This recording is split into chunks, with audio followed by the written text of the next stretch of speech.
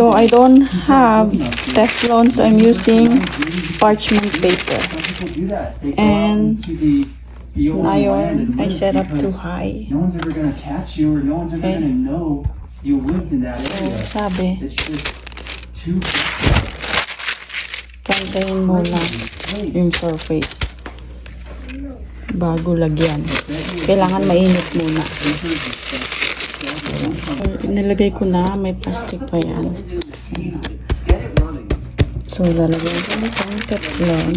I mean, parchment paper on a high heat. Let's start from this.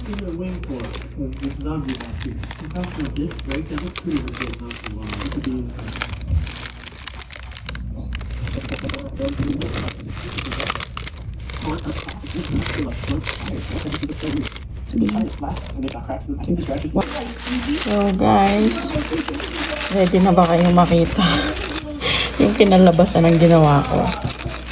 Medyo may ano siya, hindi siya 100% na malinis ang paggawa. So ready na ba kayo? Ito na yung reveal. So naaninag nyo na ba? Ayan siya.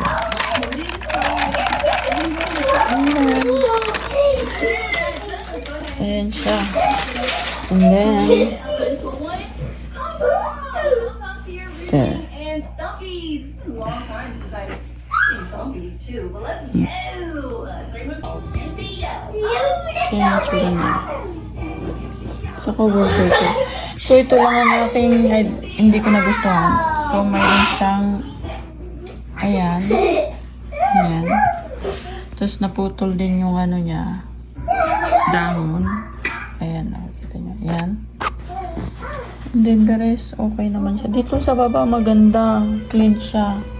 Ito kasi, napansin ko, kaya siya nagkaganyan, is na high temperature ko. Dapat pala hindi high. So, nangyari yung pinaka-adhesive nung plastic, natunaw din. Kasama yung hindi pala dapat. So, yun. Pwede na siguro.